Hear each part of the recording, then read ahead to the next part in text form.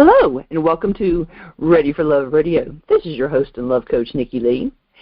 I have got a guest with me today that actually is coming back to talk about the second book in a series, and we talked about his first book.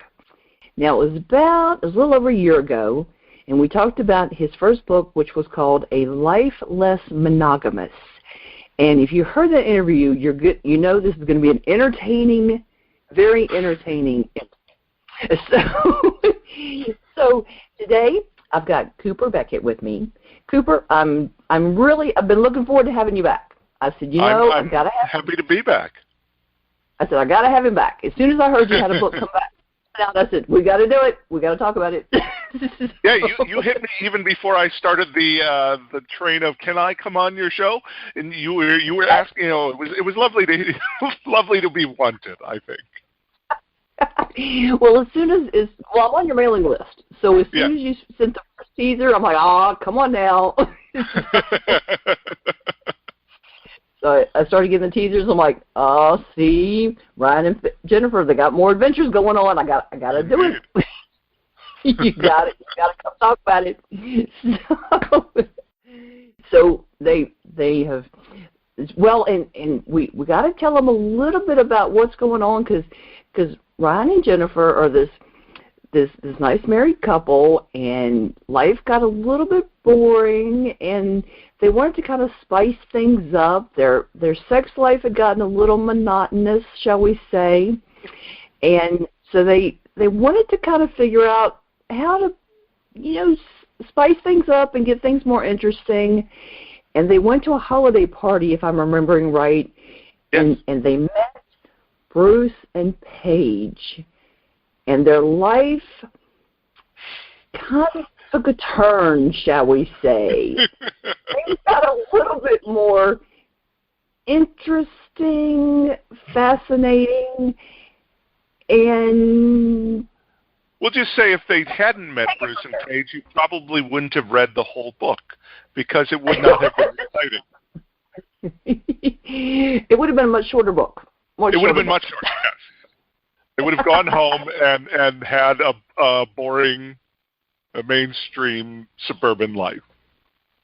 Yeah, they wouldn't have had the same night they had if they hadn't met Bruce and Paige. I guarantee you that. So once they met Bruce and Paige, they had a much more exciting night than they'd had in quite a long time, from what I understand from reading the book. And then they started dabbling in the world of swinging at this point. And what I loved about the way you wrote this, and I don't rave about every author that writes fiction because I'm very, very picky about how people write now. I've always been kind of picky. But once I started writing myself, I got much pickier. Yeah, it changes the game. Once I started writing, I got a lot pickier because I'm like, okay, I know what goes into it, and I'm much more nitpicky about books now. But I love it because I knew a little bit about what was involved with swinging, but I had a lot of questions, and I love that I felt like I was actually in their head as far as what they were thinking and feeling, and I felt like I was right there with them. That's good. Yeah. And I could actually feel the emotions they were having. It was just so cool. I love when you feel like you're in the mind of the characters, and I really felt that in the book.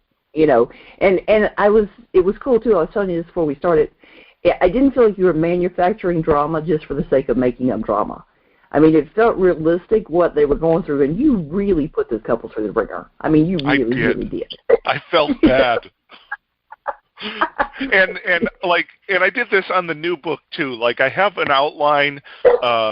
I tend to write with a generalized outline, so I know where my story beats are going to come and where the characters will wind up. And the major conflict in the first book took place at a swinger party that they were unprepared for. Right. And so I wrote this very vague paragraph about this happens at the swinger party. And if you've read the book, it's like 5 or 6 chapters long, this party. And I kept getting worse. Like, it's like, oh, well, it was going to be this, but what if this instead? And I have readers who read as I'm going, and I had more than one of them email me after a chapter and said, I don't know that I can come back to liking this character after this chapter.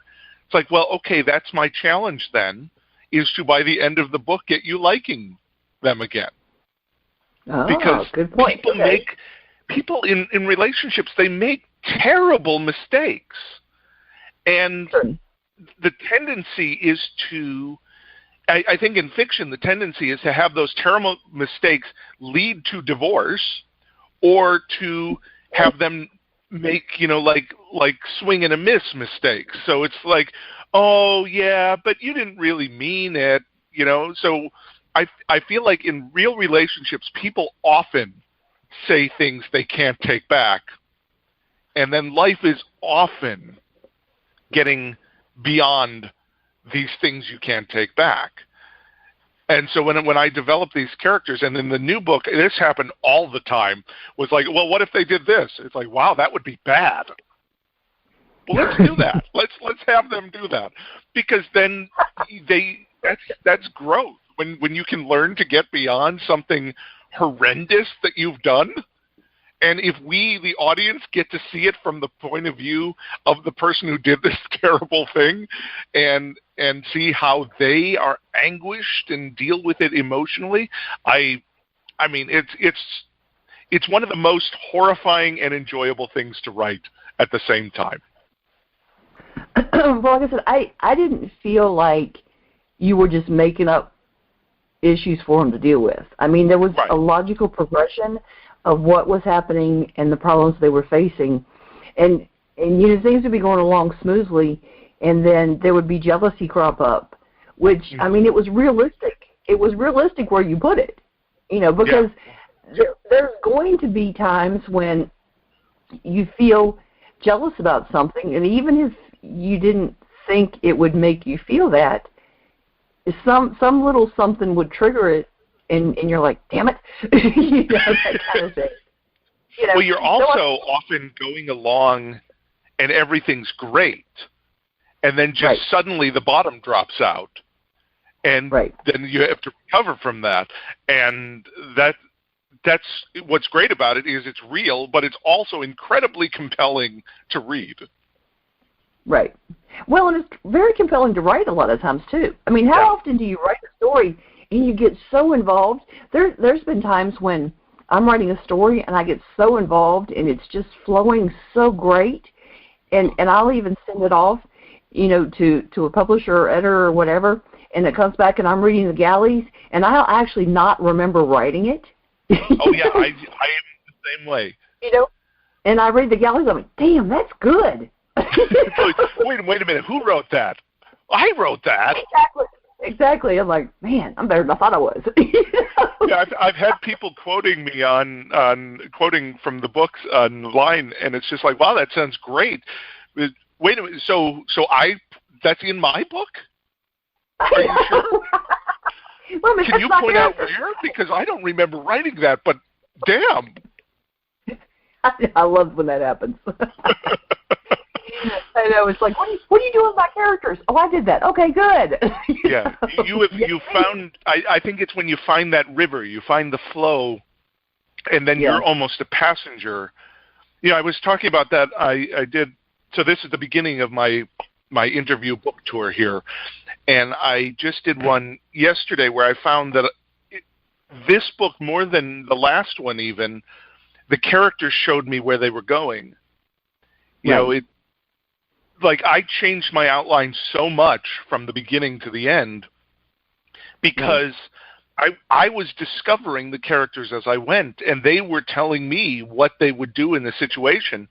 And I'd never quite believed that was a thing that happened. You hear writers talk about that, but then when you find the vein, and it's just like, oh, well, they wouldn't behave this way, which is how I planned it. They would behave this way. It's because they're not me. They're themselves, and I was writing how I would handle it.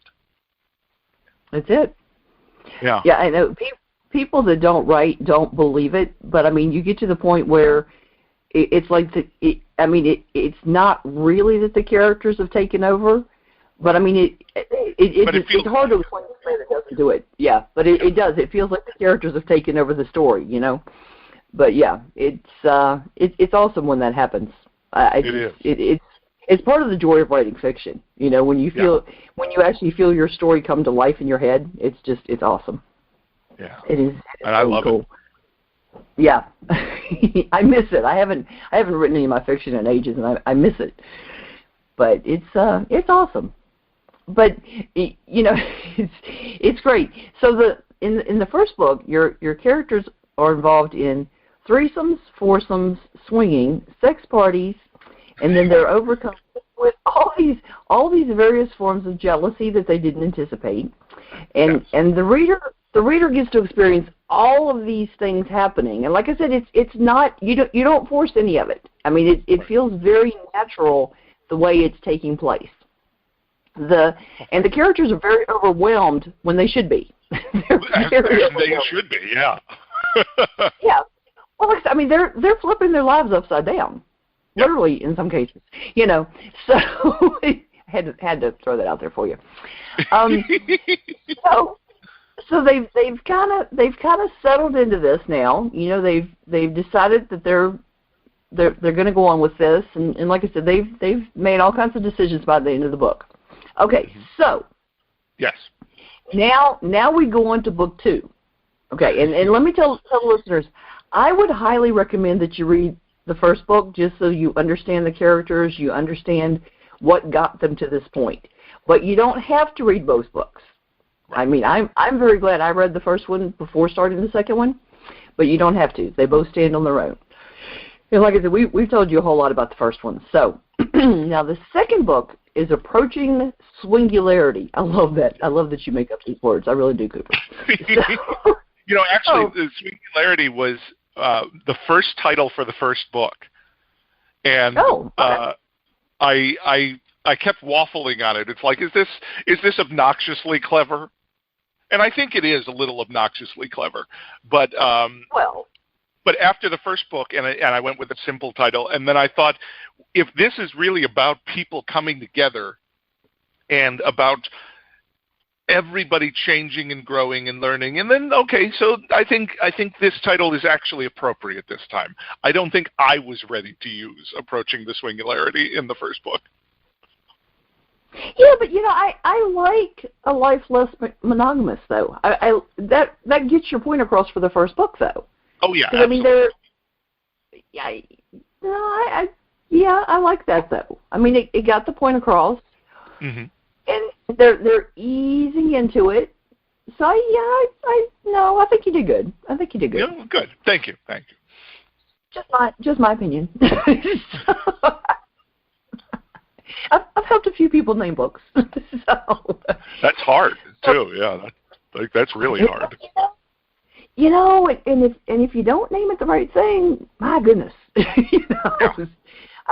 I can give you some examples, but I don't want to diss anybody's book cover on the air, so might get myself in trouble with that. Yes, okay, absolutely. So the second book is Approaching Swingularity. The Swingularity. Tales of. Oh, okay. Tales of Swinging and Polyamory in Paradise. I mean, come on, people. So would you like to boil that down and tell us what the second book is about? Sure, yeah. So as I was writing the first book, I was coming up with all these different aspects of non-monogamy, both swinging and polyamory, that I wanted to address. Different types of relationships, different ways people deal with jealousy and with conflict, and different ways people explore their sexuality. And a lot of it was things that I thought I could include in the first one, but really it felt like it would overwhelm a simple story, because A Life Less Monogamous is very much a story about this couple beginning their exploration and what happens on that way, you know. And so in this one, I knew from the beginning that I wanted to tell more stories, and I wanted to get more into Bruce and Paige, who are our perfect swingers from the first book. And I wanted to show that when you see someone and you idolize them, they appear to be perfect. But if you lived in their life, you would get to see what they actually are, and flawed human beings like everybody else. Right. And so immediately I wanted to have a major, relationship-breaking conflict for them. Oh, and okay. I thought of the offhand in the first book, we mentioned this character named Emily, who was their gateway to non-monogamy, and how she was there for a while and she was the most important person in their lives for a while and then vanished. But I didn't really get into it more than that. Right. And so when I started developing this one, it's like, well, if anything is going to upset the apple cart for these two, it would be a reemergence of someone from a very different time in their lives. So I set on that being the central conflict for Bruce and Paige, and I was very excited about that. And then I wanted to tell other stories because, I take this annual trip to Desire Resort and Spa in Mexico, which is one of my favorite places in the whole world.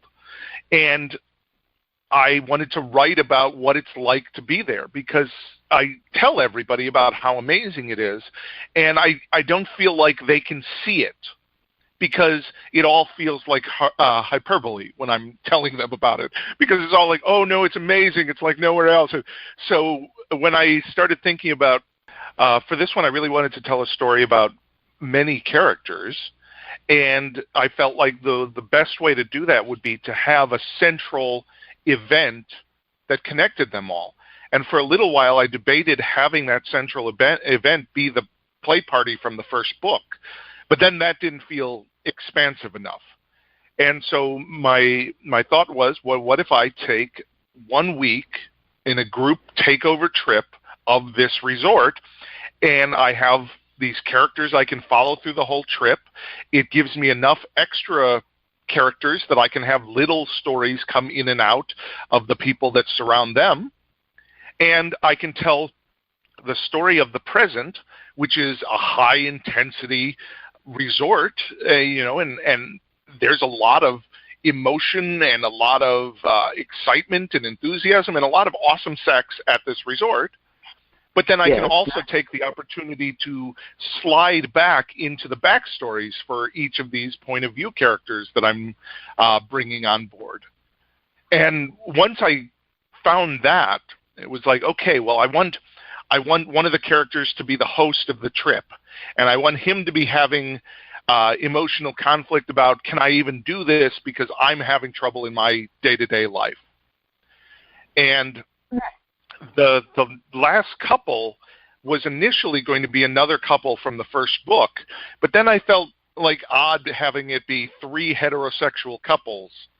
And so instead I wanted to do something different, and there's this wonderful lesbian swinger couple called the Sapphic Swingers. They have their own podcast, and they are just phenomenal people to talk to, and they're so enthusiastic and fun and exciting. And these characters that I wrote are not based on them, but they were the inspiration to have this different point of view of a lesbian couple in swinging and on this resort. Interesting. Now, the Desire Resort that you're talking about, I actually, in the research I told you I've been doing over the weekend, yes, I actually came across that place, and it looks fascinating. Oh, my gracious. Oh, it's wonderful. So, yeah. So I know exactly the place you're talking about. Interesting. Yeah. It does look interesting. Well, and even, like I said, I haven't finished reading the book yet, but oh my gracious, sex everywhere. Well, that was the other thing I wanted to do, is the first book, there is sex in it, but it's not a major component.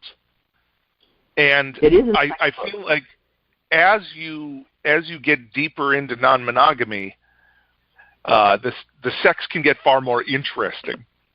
So I wanted to tell, because I could tell these stories with so many different people, I wanted to see the point of view of sex from all these different people, as well as deal with the fact that, when we have sex, we're often not 100% there. There's often this little thing in our mind where we're thinking about the day-to-day, we're thinking about our relationship, we're thinking about the stress that we had at work.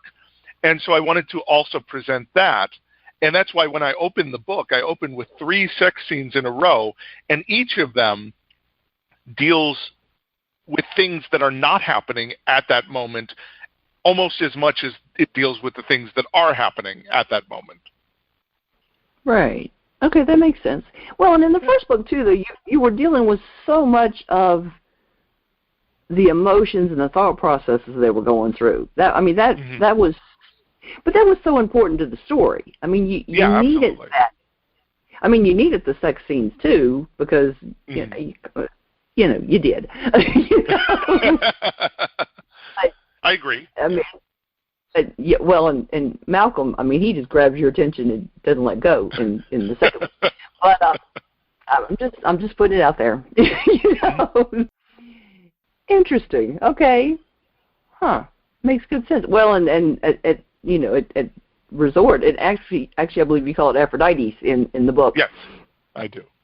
Yeah, and there's I believe like 110 or 111 couples there. Mm-hmm. So lots of possibilities with all those people there. So, and whatever anybody's conjuring up in your minds, I'm thinking knowing Cooper, double or triple that, and you've got the number of possibilities. Just a guess. So, I think so. Okay, so but now we're not saying that the whole book is a sex scene, okay? No. So in addition to that, so you've got the sexy vacations and the resorts. Mm-hmm. So, but you're also dealing with a lot of relationship drama going on, I would think, with all of these people and the different options. I mean, you're still going to have some of the emotions and the emotions, feelings, and all this drama going on too. Because I mean, even when you have the established non-monogamy with all these people, you're still going to have little things flare up from time to time, aren't you? Oh yeah, absolutely. I mean, it's not a fix by any means. And it's always interesting to see how people adapt to non-monogamy and how people lean into the curves, because there are curveballs everywhere. And I actually, I have had this conversation with a few friends recently, is that non-monogamy is incredibly complicated. And yes. It's like if you take general relationship problems and then multiply them exponentially, because now you've added other people to it. So if you're having relationship problems with one other person, but then you add an additional person into it, it's not a +1, it's a multiply situation. So the interpersonal dynamics are what is probably the most fascinating part of writing about non-monogamy to me, because you really get to see how people deal with conflict and how people can swing with the curveballs that are being thrown at them, because it's often unexpected and often comes from directions that you don't think it will. Right. And so with this, every couple had their central conflict, but then individuals had their own emotional conflict, and sometimes external, sometimes internal. But then you start combining these people, and the emotional conflict of one of the characters is then magnified by the fact that they see another character going off and doing this thing without them, so then you add jealousy on top of that. And then you add, this is my favorite one, the meta level of, now you're jealous, but you also feel like you shouldn't be jealous, so you feel like you're not doing good enough at the whole not being jealous part. Right. Well, I remember that coming up with Ryan once in the first book, where he saw that Jennifer was having such a good time and she was so happy, and then he was battling the I'm jealous, I'm not having a good time, she's so happy, am I being a bad spouse? Right. You know, and so he had all this thing going on, you know. And it's very logical to be feeling that way. You're like, okay, I agreed to do this, I want to do this, but I'm not happy in the moment. She is, you know. So you've got all of these conflicting things going on in your head, you know. There's going to be times when, you know, even if you're in the relationship and you're agreeing to be polyamorous, there's going to be times when you may not both be in the moment with another person and just thrilled to no end with what's going on. I mean, come on. You know, it's just not going to be perfect for everybody every second of the day. It's just not. That, I mean, it'd be nice if it was, but right. But it's about finding your equilibrium, finding your ability to roll with certain punches, and it does change us, because you really start to realize how to approach conflict then. Like, the more you communicate, the more you learn to communicate. You know, the more you work with conflict, you develop better skills to work with conflict. So the nice thing about doing non-monogamy is it gives you new skills on how to deal with conflict, but then it also lovingly throws you new types of conflict that you have no idea how to deal with. So it's a cycle, and it's a continual thing, and it's one of the reasons it's very exciting, and it's also one of the reasons that I feel being non-monogamous has made me a better person for reasons that have nothing to do with sex. It has made me a better person because it has taught me how to deal with life better. Oh, that's interesting. Yeah. That's can you explain that better? Sure. Or more in depth? Well, because what is probably the most important thing to be able to do is the important things are conflict resolution, and that conflict can look like anything. It can be relationship, it can be business, it can be interpersonal, and also communicating your needs and wants, because you have to be able to do that in non-monogamy. You just have to. And so if you learn to do that in these intensely vulnerable situations, like telling someone what you want when you've just met them is incredibly vulnerable. But once you've learned to do that, it gets easier and easier. It's never easy, but it gets easier. And then if you're in a work situation and you need to ask for what you want, we often don't ask at work that, you know, if we need a raise, we're afraid to ask because we're afraid of a no. So learning how to be less afraid of no's is also incredibly valuable, and that is something that non-monogamy teaches us. Oh, I like that. Okay. Well, wouldn't it also be very critical to know and understand ourselves on a deeper level than a lot of people probably do? Oh, absolutely. I mean, and I can back that up completely. Like, I didn't know myself enough before, and it's because I didn't explore. You know, because when you become an adult, so often you stop exploring because you feel like this is who I am and this is who I will continue to be. And there's nothing wrong with that, but if you stop exploring and you stop learning, then you're never going to experience the joy of discovering something new about yourself, which is one of the greatest joys in life, I think. Oh, yeah, I can't imagine not discovering new things about myself. Oh, my gracious. Yeah. I would hate that. At that point, you may as well just, stop living because you're not living anymore. You're existing at that point. And I want to be clear, I'm not saying that non-monogamy is the key to living. I'm saying living may lead you to non-monogamy, but it also may lead you to 1,000 other things. You may discover that what you really need in life is to travel, and you may then have to learn how to manipulate your life to make that a possibility. But you will never do that if you assume that who you are today is who you'll be tomorrow and the rest of your life. We all need to recognize who we can be and leave that spot open for us to discover who we can be. Well, that's like one of the things I've said, because I've had people ask me why I cover so many things on the show, and I've had a couple people specifically say, there's so many things you've covered on the show lately that I'm just not interested in, okay? Sure. And I'm like, well, that's fine. I said, but the thing is, what I do is I cover a wide range of topics, and it may be things that are never going to apply to your life personally. That's fine. Right. But you're learning about new things and new people. And even if it never applies to your life in any way, you're being empowered with new information, okay? It's incredibly valuable at that point. Yes.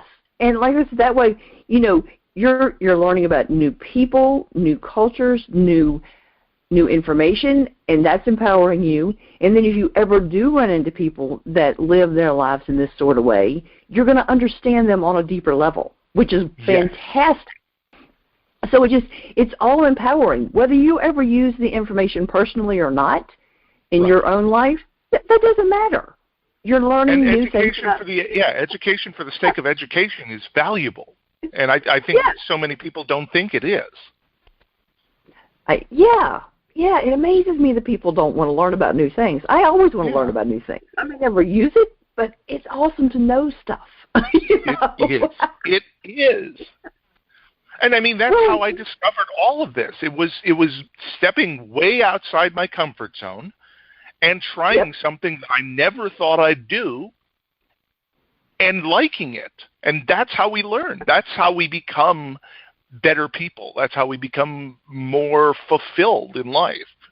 Because it is short, and we need to enjoy ourselves as best we can. Well, that's like something that drives me crazy is when people say, well, I don't like blah, blah, blah, blah, blah. And they know nothing about it. And I'm like, okay, wait a minute. You know, that's like somebody was telling me one day, they said, well, I don't like blah, blah, blah TV show. Can't stand so-and-so, the host of it. I'm like, well, what is it you don't like? Well, I don't know. I said, huh? You know, I don't trust so-and-so in anything they're associated with. I said, well, what is it that they did that you don't agree with? Oh, well, I don't know anything about them. I'm like, how can you not know the person or trust the person or just decide you don't like anything they're associated with if you know nothing about them? Well, so-and-so said that. Assumptions, You know? I'm like, okay, at least put forth a little tiny bit of effort to know something about the person or whatever it is before you decide you don't like them. Because you know what? You may find out they've got something of value to share with you that's going to make a difference in your world. Absolutely. At least find out something before you write the person or the whatever it is off. Like, wow. Well, it's people don't want to do emotional labor. And learning about yourself, and because it can be scary, and because you can learn things that you don't particularly like about yourself, but that's how you grow, because you learn things you don't like, and then you can change those things. But it is a tremendous amount of emotional labor to be able to figure these things out. Absolutely.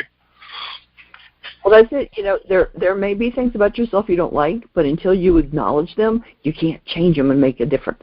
So absolutely. But yeah, well, there's been so many things that I've learned about since I've been doing the show, and so many things that I haven't actually thought about that have happened in my life over the last 50 years that have hit me, no joke, completely out of the blue because of a comment a guest made that have actually made a difference and let me deal with something that's been buried for decades, you know. Wow. And if it hadn't been a random comment that person made that just helped something click in my mind, I could never have dealt with it and gotten rid of it and gotten past it, you know. Right. So it's amazing the things that have come up like that just from doing the interviews on the show. So I mean, I tell people, I said, no joke, and I just redid the About page on my website for the show the other day. I finally wrote it. I've been wanting to do it since I first did the site. And I put on there, and I said, no kidding, if the listeners have gotten 10% as much out of the show as I have, I'm thrilled. Yeah. Because there's a wealth of information that's been shared in the last 100, and I think this is the 139th show now. But yet, knowledge is power, and I'm sharing as much and as wide a range of topics as I could possibly come up with that I think relate to people's lives and relationships and intimacy and sex. So, and I'll tell you what I'm going to do too on this link to this show and the replay. Back about a month ago, I did a show with Wendy Newman, and she put together a really neat little list for me about the different types of non-monogamous relationships. I'll link to that again for people so they can kind of take a look at the different sorts of relationships. She did what is called, and then a description for me. Really cool reference for people. Very cool. To understand about polyamory and open relationships and swinging and all that. Really neat little list. Nice. Which I'm going to use repeatedly, I'm sure. But it was kind of nice to have a cheat sheet for the listeners. Which is always necessary, I feel like, yeah. Yeah, it gets a little confusing to get them all straight. I finally got them all straight that night. We did that interview, and I finally have them all straight in my head for once. So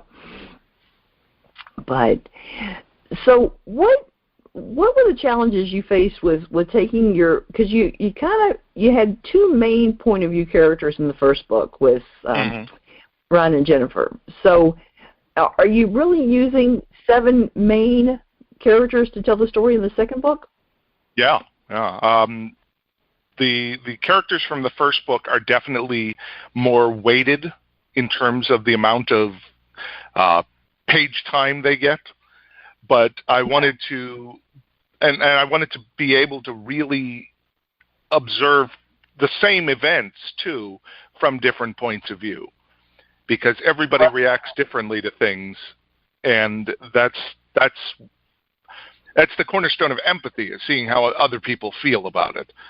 So when we're able to see that this thing that happened that you feel like is incredibly negative that this other person did, but we see it from their point of view, we totally empathize and understand with how they did it, why they did it. Yeah, and I really liked that approach to the story. Well, and with this too, you've got different sets of characters that are coming at the same sorts of situations with varying degrees of experience and backgrounds, which are definitely going to give you different perspectives. So that's awesome. Very cool. Like I said, I haven't finished the book, but I can only imagine what's coming. So I would think that I know in the first interview we talked about how people have got to give themselves permission to screw up when they first decide to start into any kind of non-monogamous situation. And I think that kind of bears repeating in the perspective as far as any kind of situation like this. No matter how much you talk ahead of time, and you've got to keep the lines of communication between the partners open, because you're going to have to work through it, and you got to talk about it, and you got to be honest with each other about it. But what are some tips as far as understanding, no matter how much you talk, you're going to screw up somehow? So how can people talk through that and work with it so as not to screw it up to the point of to the point of no return? Maybe that's what I'm trying to say. Well, I think the most important thing is learning to forgive and learning that most of the mistakes people make are not malicious. And so if we treat them as malicious, then we're not going to be able to forgive, and we're not going to be able to get past things. I'm not perfect. My relationship is not perfect. I have conflict with my partner, and one of the things we work on is trying to see where each other is coming from and the reason we did things. So the other most important thing I try to stick with is that you should default to treating everybody better than you want to be treated. And this is especially true with your partner, because if you would like for your partner to be gung-ho and excited every time you go out on a date, but that's not your partner, you should absolutely be more gung-ho and more excited every time your partner goes out on a date. You should be willing to suggest that they have some time with their playmates or their external relationships. You should go above and beyond. And that's how you demonstrate how you would like to be treated. And it's not just about doing it for yourself. It's about doing it for your partner. If you want something in life, you damn sure should be willing to give that to your partner. Right. So, exactly. You know, it's not ever, well, I'll do this so I can get this. It's, you'll do this because that's how people should be treated. And that's especially how this person you're spending your life with, or these people you're spending your life with, deserve to be treated. And I've found that the more you do that, the more it comes around. So that's not the reason to do it, but it's a benefit of doing it. I like that. Okay. Okay, that makes good sense. Yeah. Okay.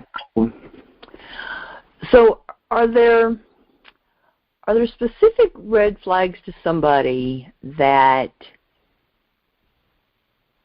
it's just not working and maybe their partner's not in it for the right reasons? Because I can see that a partner could easily suggest it for the wrong reasons. And we all know people like that. Right. Well, you have to want to do this, to do it successfully. Yeah. And it's very important, like if you really want this, and really you can say you need this, you know, because it's possible you do need this. And if your partner pretends to want it, or if your partner is going along because they want you to be happy, it will cause conflict down the road. And so the best thing you can do is encourage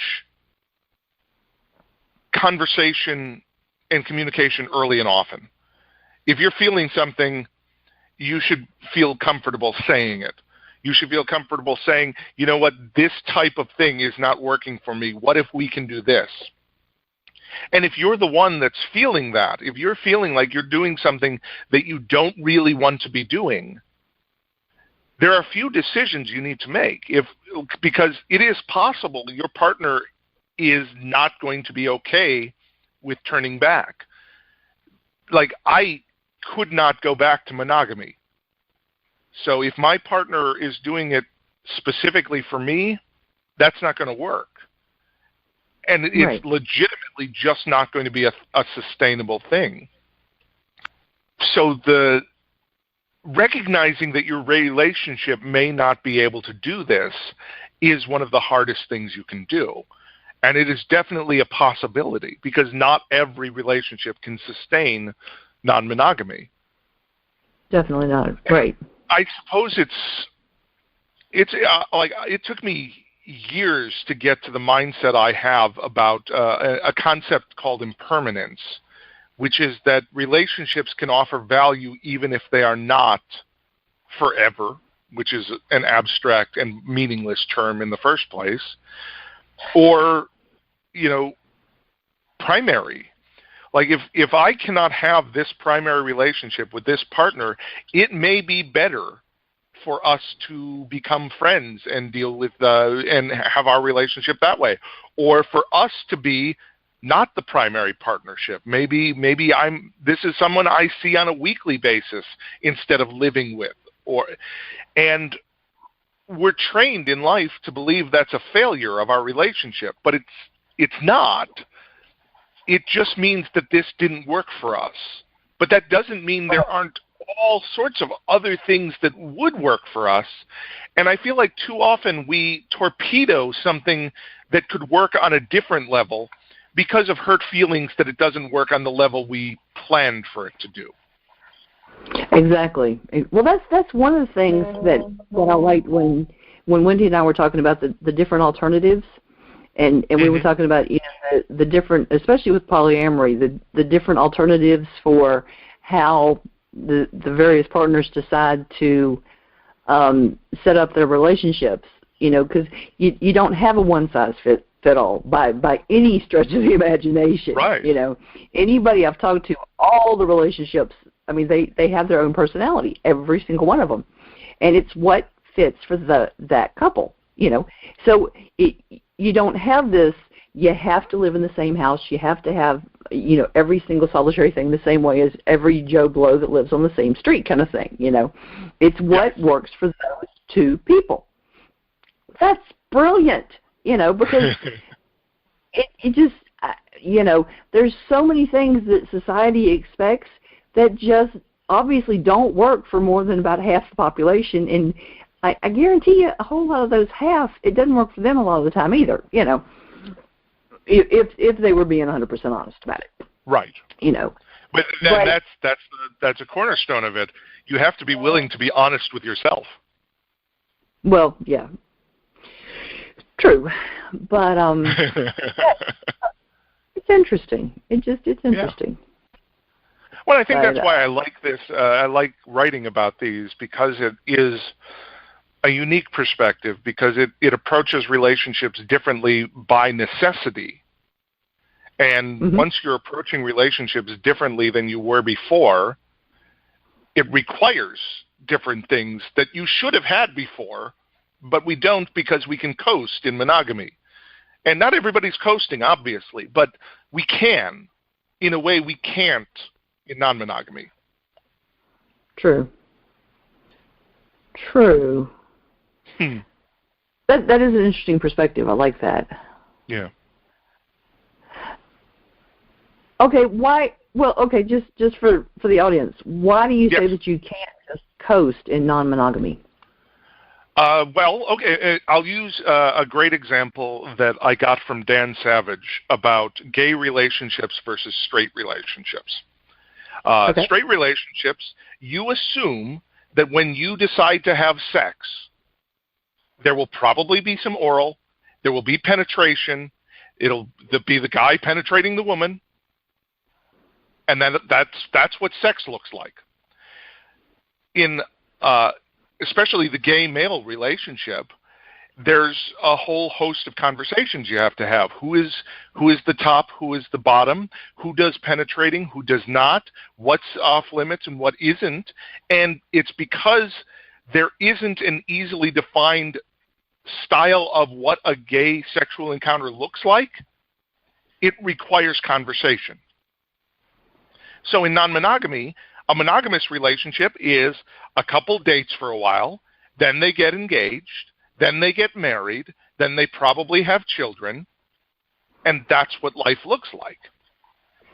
Once you go outside that box and add a third, then there's all these conversations you have to have.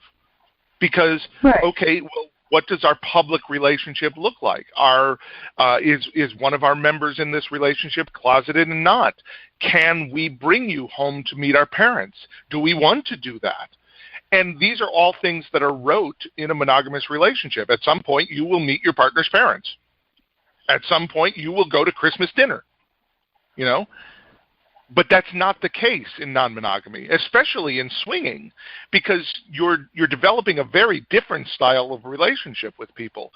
And because you're not in an expected style, everyone asks the question, what would you like this relationship, this interaction to look like? And if people in monogamy did that, I think they'd be a lot happier, because it doesn't assume things. Instead, it puts everybody on the same foundation of, we get to determine together what this looks like. Right. And I think that's so important. That was one of the things Wendy and I were talking about how, there's a lot of things that are just assumed in relationships, and when you're in an open relationship or a polyamorous relationship, you have to lay it out. You got to be clear about things. You don't necessarily want a whole lot of rules, but that kind of defeats the whole purpose. Because if you're going to do that, just be monogamous and be done with it. But there's certain things that you have to kind of lay out and make clear that you both kind of understand where you stand on things. And we were joking too about how we were joking because she literally came out on my show to people that she is in an open relationship. Oh, we were joking about how a lot of people actually don't know that they have friends that are polyamorous, and they may never know. They may not. And that's fine. They don't need to know. Right. If they need to know, they'll be told. If not, they won't.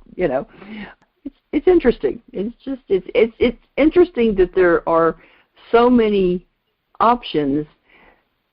Every person's different. What each person needs just is not cookie cutter. I'm sorry, it's just not. So. Right. But that's why I like to share all this information and empower people so they can use what works in their life. And so that if they do meet people or do find out the people they know are living their life in a different way, they'll have information to better understand instead of making judgments and not know what they're talking about. Absolutely. They shouldn't be making judgments anyway. Well, no. How about come to conclusions without knowing what they're talking about? How about that? That's better. I like that. Too many people making judgments without having a clue. So. Yes, absolutely. Interesting. So is Swingularity out now, or is I was thinking it was, but it's not out yet, is it? It comes out on April 18th of 2017. Okay. All right. So it is almost out, but not quite Very yet. soon. Very soon. I'm putting finishing touches on it as we speak. I'm going to go right back to it when we're done talking here. Been there, done that. Yes. Yeah. Galleries are just that part where you're so close. You're so close. So. It feels like and it's like I have never obviously been pregnant, but it feels like the way people describe that to me. Like you're waiting and waiting and waiting and waiting and waiting, and just like, okay, I just want to be done with this and have it out, just done.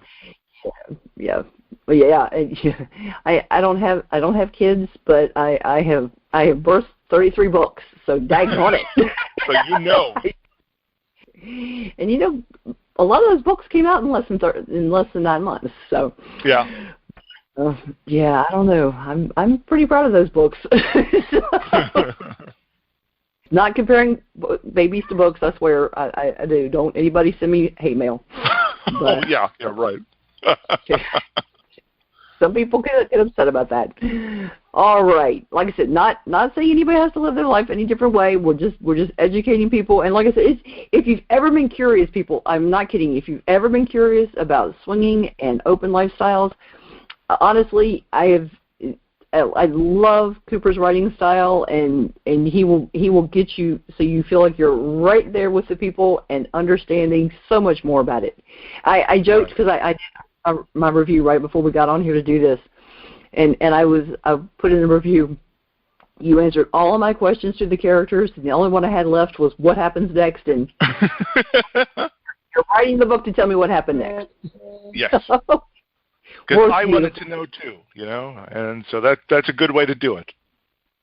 Doesn't that happen? You get to the point and you need to know, you need the characters to tell you what's going to happen next. You really do. Exactly. Yeah. Awesome. So I shouldn't say this while we're talking to the listeners, but I know that there are sneak previews for a couple of chapters. Can we share those with the listeners? Well, all they have to do is sign up for my email list, and they can read the first 4 chapters of the book. It's coopersbeckett.com/list, and they'll get it sent to them and can read it. And they can also read other things because they get erotica and how to swing articles and stuff like that on my mailing list. I'm on his mailing list. Y'all should sign up. Well, if you if you enjoy that sort of thing and you get advanced information, all kinds of fun stuff. Of course, you listen to my show, so you enjoy some of it. Okay, so if you go to www.readyforloveradio.com/swingularity, which is SWINGULARITY, you will see information about Cooper and about the book, and you will find the replay of today's show, and you will also find the link to the website to sign up for his mailing list, and you can get the previews, and I'm telling y'all, you're going to love the first few chapters. I can't wait to hear what people think, yeah. Yeah, so you will enjoy it, folks. So, Cooper, I'm glad you came back. And will there be a third? Will there be another book?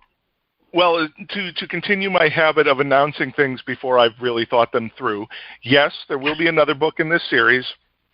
Right now, it is called Polywogs, and is about polyamory. It will be much shorter than Approaching the Swingularity. I want to go back to a simpler story after the massive one that was the middle book here. Okay. You know, I've heard polywogs, but never in that context. So, okay. Well, you know, it's like baby frogs, baby polyamorous people. Yeah, I get it. Okay, all right.